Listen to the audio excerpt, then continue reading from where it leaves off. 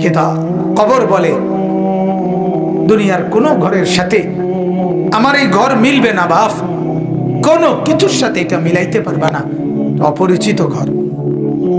আল্লাহ আমাকে মাফ করে দেন। মেরে মোহতারাম, কবরের আযাব ভীষণ ভয়ঙ্কর।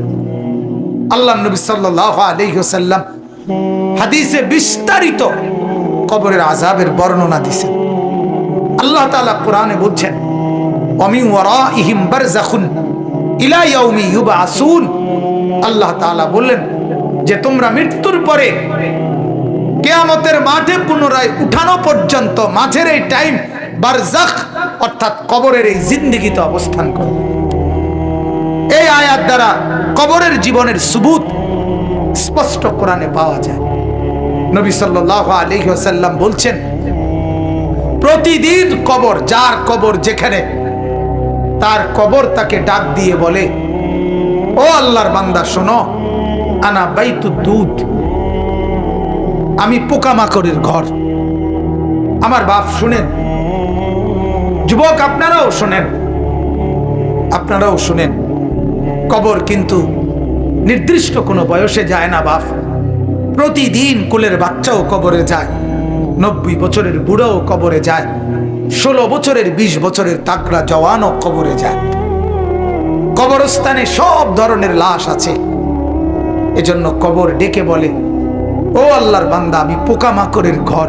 সেই ব্যক্তি যে একটা মশারি ছাড়া, একটা সামান্য মশার কামড় সহ্য করতে পারো না, একটা মশা কানের কাছ দিয়ে গেলে তোমার ঘুম ভাঙ্গা যায়, মশারি টাঙ্গাও, কয়েল জ্বালাও, অ্যারোসল লাগাও, এত কিছু করে তুমি মশার একটা আওয়াজ থেকে, কামড় থেকে বাঁচতে চাও। হায় আল্লাহর বান্দা, তো বছরের পর বছর, শত শত বছর কবরের মধ্যে এই পোকামাকড়ের ঘরে কেমনে থাকবা?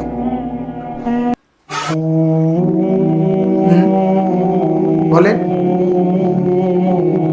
কবর প্রতিদিন বলে, আনা বাইতুল ওয়াহদা, ও আল্লাহর বান্দা আমি কিন্তু একাকী ঘর, একাকী ঘর, কেউরে পাবা না, কেউরে না। আমার বাপ, এই পৃথিবীতেও একাকিত্বের যন্ত্রণা বড় সাংঘাতিক। আপনার ঘরে যদি লক্ষ কোটি টাকারও মাল সামানা থাকে, খাদ্য খাবার, ফল ফলাদি সব আছে, সব আছে, শুধু স্ত্রী নাই, মা নাই, বাপ নাই, ছেলে নাই, মেয়ে নাই, কেউ নাই, আপনি শুধু একা। খোদার কসম, এই একাকিত্বের যন্ত্রণায় ঘরের সব কিছু না, সারা দুনিয়াটাই আপনার কাছে বিষাদ মনে হবে, মনে হবে আমার কিছুই নেই। গত বছর আপনারা অনেকে শুনছেন হয়তো, এক ভদ্রলোক, ঢাকার শিল্পপতি, কোটি কোটি টাকার মালিক, গার্মেন্টস মেল ফ্যাক্টরির মালিক, ওই ভদ্রলোক একাকিত্বের কারণে, স্ত্রী নাই, ছেলে নাই, মেয়ে নাই, বিবিও দূরে সরে গেছে, ইউরোপ থাকে, ছেলেও থাকে বাহিরে, মেয়েও থাকে বাহিরে, একটা লোক নাই ফ্যামিলিতে। শুধুমাত্র এই একাকিত্বের কারণে এরকম মোবাইলে লাইভে সারা পৃথিবীকে জানাইয়া, সবার সামনে, সারা বিশ্বের চোখের সামনে এরকম কপালের মধ্যে পিস্তল ঠেকাইয়া নিজের জীবন নিজে দিয়ে দিছে, আত্মহত্যা করছে শুধু একাকিত্বের যত। এজন্য কবর ডাক দিয়ে বলে, আনা বাইতুল ওয়াহদা, আমি একাকী ঘর, কাউকে পাবা না। আনা বাইতুল গুরবা, কবর বলে, ও আল্লাহর বান্দা আমি অপরিচিত ঘর, কাউকে চিনবা না, ডানে বামে কিছুই বুঝবা না, মাটি ছাড়া আর কিছুই চিনবা না, আমি অপরিচিত ঘর। দুনিয়ার এক মানুষ আরেক মানুষের বাড়িতে গেলে মোটামুটি বুঝে এই রুমটার সামনের রুম, প্লাস্টিকের দরজাওয়ালা, এটা একটা বাথরুম, চুলা টুলা দেখা যায়, ওইটা রান্নার ঘর, মোটামুটি মানুষ আইডিয়া করে। কিন্তু কবর বলে, দুনিয়ার কোনো ঘরের সাথে আমার এই ঘর মিলবে না বাপ, কোনো কিছুর সাথে এটা মিলাইতে পারবা না, অপরিচিত ঘর। আল্লাহ আমাকে মাফ করে দেন। এজন্য বাপ অনুরোধ করছি, কবরের ফিকির করেন, কবরের ফিকির করেন। সাইয়্যিদুনা উসমান রাদিয়াল্লাহু তাআলা আনহু, হযরত উসমান নবীজির সাহাবী, উনি যখন কোন কবরের সামনে দাঁড়াইতেন তখন তিনি এই পরিমাণ ফাবাকা কাঁদতেন, হাত্তা ইয়াবুল্লা লিহিয়াতাহু, কাঁদতে কাঁদতে তার দাড়ি পর্যন্ত ভিজে যেত। অন্যরা জিজ্ঞাসা করতেন, ও আমিরুল মুমিনিন, কবর দেখলে আপনি এমন করেন কেন?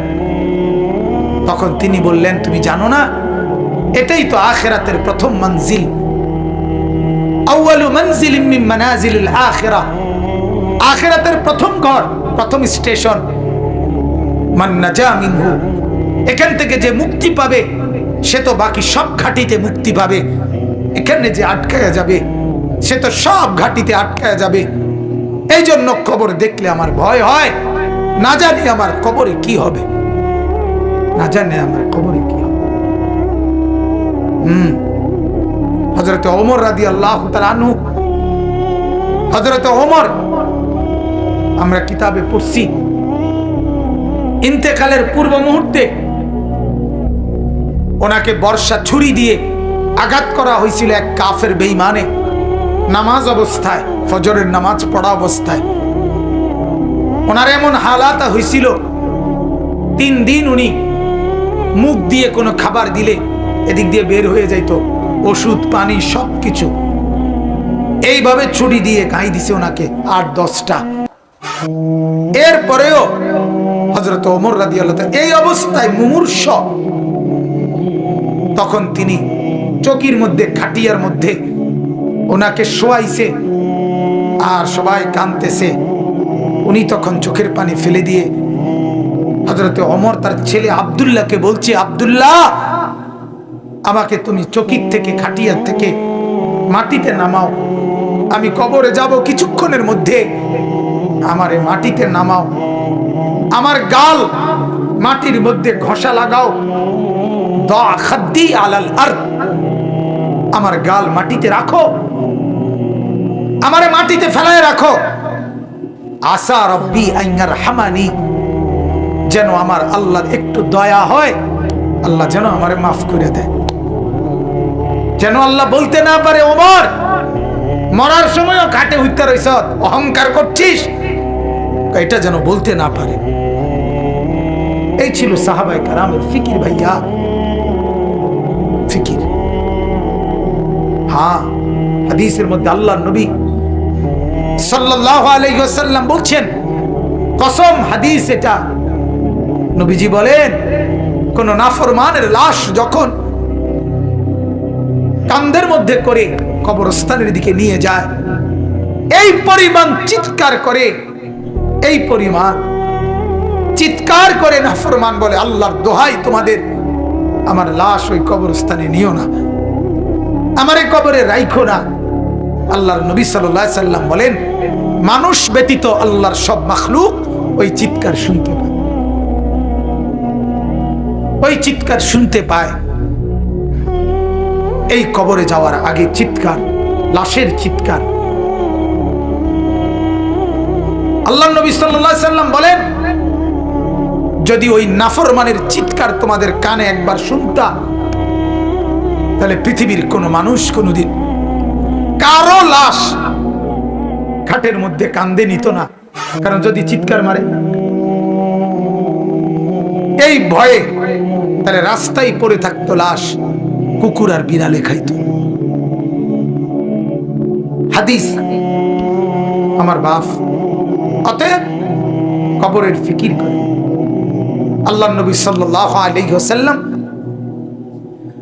মৃত্যু পর্যন্ত নবীজি নিজে নিজে, আল্লাহর নবী সাল্লাল্লাহু আলাইহি ওয়াসাল্লাম 5 ওয়াক্ত নামাজের পরে, 5 ওয়াক্ত নামাজের পরে নবীজি যে কয়টা জিনিস থেকে পানাহ চাইতেন, আল্লাহর কাছে মুক্তি চাইতেন, তার মধ্যে একটা হলো কবরের আযাব। আল্লাহুম্মা ইন্নী আউযু বিকা মিন আযাবিল কবর, আল্লাহ কবরের আযাব থেকে বাঁচান, ওয়া মিন ফিতনাতিল কবর, কবরের মুসিবত থেকে বাঁচান। আল্লাহর নবী সাল্লাল্লাহু আলাইহি সাল্লাম বলেন, কোন নাফরমান যখন কবরে প্রশ্নের জবাব দিতে পারবে না। তখন আল্লাহ তাআলার পক্ষ থেকে বলা হবে ফাফরিশুহু মিনান নার ওয়ালবাসুহু মিনান নার ওয়াফতাহু লাহু বাবান ইলান নার। ও ফেরেশতারা, এই নাফরমানের কবরে জাহান্নামের বিছানা বিছায় দাও, জাহান্নামের পোশাক পরায় দাও, জাহান্নাম বরাবর দরজা খুলে দাও। কিয়ামত পর্যন্ত এভাবে জাহান্নামের আগুনের পোশাক আর বিছানার মধ্যেই ধাও ধাও করে চলবে। আল্লাহ নবী সাল্লাল্লাহু আলাইহি সাল্লাম বলেন, নাফরমানের কবরে এমন একজন ফেরেশতাকে পাঠানো হবে, যেই ফেরেশতা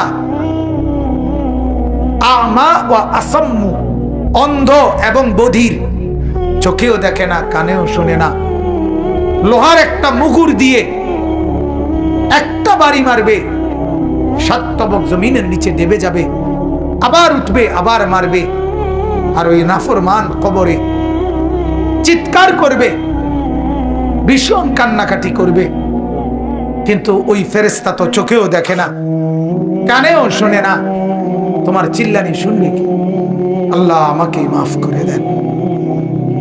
এজন্য রাত গভীরে আপনাদেরকে বললাম, ভাই আমাকেও বললাম, উসিকুম ওয়া ইয়া, আপনাদেরকেও নসিহত করছি, আমাকেও। প্রত্যেকে কবরের প্রস্তুতি নেই। আল্লাহ তাআলা বলছে, বান্দা কি হলো? বান্দা হলোটা কি? মাটির উপরে একটা ঘর, সেটারে কত যত্ন করে সাজাইলা, কত দামি টাইলস, কত খাট পালং সোফা, ফার্নিচার, ফ্রিজ, এসি, দরজা জানালা, কত সুন্দর করে মাটির উপরের ঘর সাজাইলা। আহা বান্দা, তুমি কি জানো না মাটির নিচেও তো তোমার আরেকটা ঘর আছে, সে ঘরের নাম কবর। ওইটাকে সাজাইলা না কেন? ওই ঘর সাজাইলা না কেন? মাটির উপরের ঘর যদি সাজে খাট পালং আর সোফা দিয়ে, তো মাটির নিচের ঘর সাজে জিকির তাসবিহ তেলাওয়াত দিয়ে, আল্লাহ তাআলার গোলামি দিয়ে, সেজদা দিয়ে, নামাজ দিয়ে, হালাল ভক্ষণ করে কবরের ঘর সাজাইতে হয়।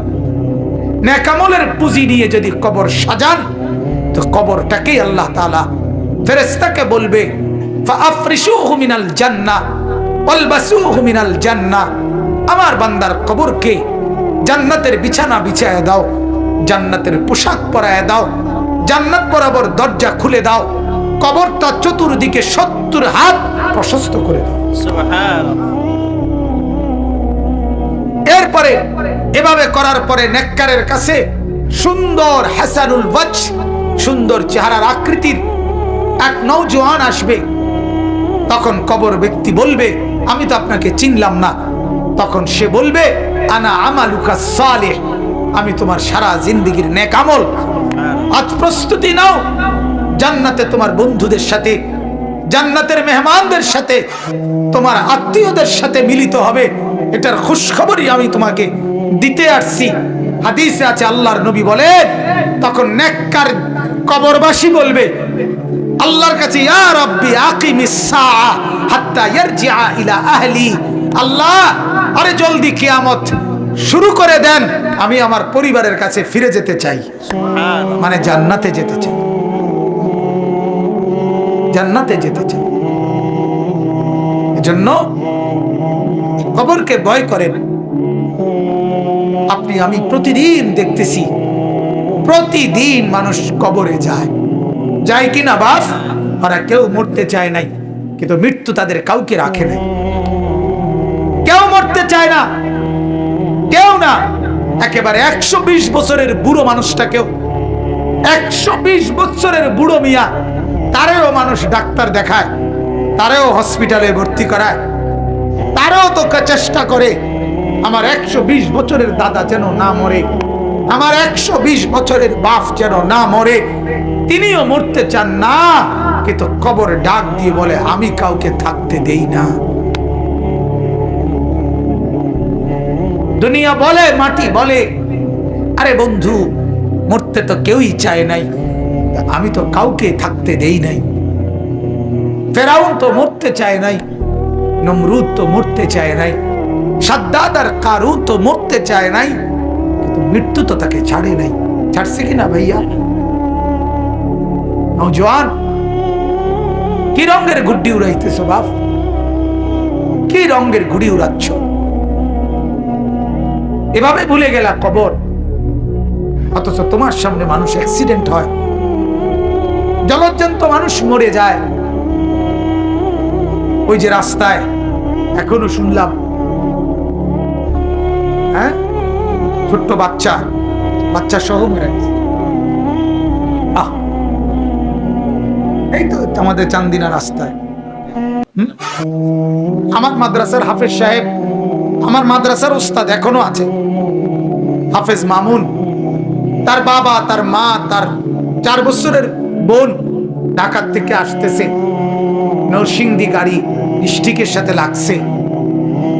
মার কোলের থেকে বাপ কোলের এই 4 বছরের মেয়েটারে নিজের কোলে লইছে, লইয়া জড়াইয়া ধরছে। এই সময় একটু পরেই এই ট্রাকে বাড়ি খেয়া বাপও মারা গেছে, কোলের বাচ্চাটাও মারা গেছে,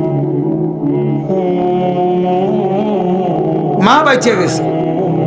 আমার কাছে মনে হয়েছে যেন মা তার স্বামীর কোলে দিয়ে বলছে, ধরো তোমার বাচ্চাটাই নিয়ে যাও তোমার সাথে। তাইলে বাপ বলেন না, ছেলেদেরকে কে বুঝাবে? ওরা মনে করছে আমরা এত সকাল মরবো না, আর কিছুদিন গুনাহ করি, আর কিছুদিন উলঙ্গ ছবি দেখি, আর কিছুদিন নাচ দেখি, ছবি দেখি, অশ্লীল বেহায়াপনা। আমাদের মা আর বোনেরা বুঝছে আরো কিছুদিন ফুর্তি করি, রূপ দেখাই, যৌবন দেখাই, রাস্তায় রাস্তায় লম্পটের ভোগের সামগ্রী, নজরের সামগ্রী হই। এই হলো আমাদের মা আর বোনেরা।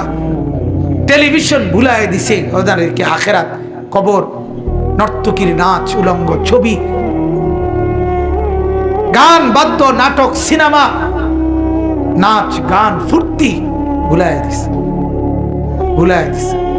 ঘূর্ণিঝড়ের পরের দিন আমি নরসিংদী গেছি, গিয়ে দেখি রাস্তার পাশে এরকম প্যান্ডেলের ভিতরে যুবক যুবতী ওপেন নাচতেছে, ডেক সেট বাজতেছে।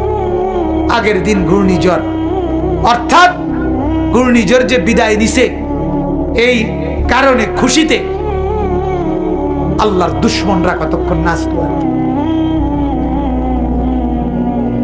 আল্লাহ আমাদেরকে মাফ করে দেন। অতএব আমার বাপ, আমি মনে করাই দিলাম, আমার জন্য, আপনাদের জন্য কবরের সামান বানান, কবরের প্রস্তুতি নেন, কবরের কথা ভাবেন, মৃত্যুর কথা ভাবেন। আল্লাহ নবী সাল্লাল্লাহু আলাইহি সাল্লাম বলছেন, কাফা বিল মাউতে ওয়াইজান, ওয়াজের জন্য, ওয়াজ, এই যে এখন ওয়াজ মাহফিল না, এটা তো নবীজি বলছে ওয়াজের জন্য মৃত্যুর কথা বলা, মৃত্যুর স্মরণ, এটাই যথেষ্ট, এটাই সেরা ওয়াজ, যে মৃত্যুকে স্মরণ করা। অতএব আল্লাহ তাআলা কোরআনে বলছে, কুল ইন্নাল মাউতাল্লাযী তাফিররুনা মিনহু ফাইন্নাহু মুলাকীকুম, মৃত্যু থেকে তুমি যেখানেই পলায়ন করো না কেন, সে তোমার সাথে দেখা করবেই। আইসিইউর ভিতরে ঢুকাইলো, ওইখান থেকেই আজরাইল নিয়ে আসবে, নিয়ে আসবে। আল্লাহ তাআলা আমাদেরকে কবর বুঝার, মৃত্যু বুঝার, সবক নেওয়ার তৌফিক দান করেন।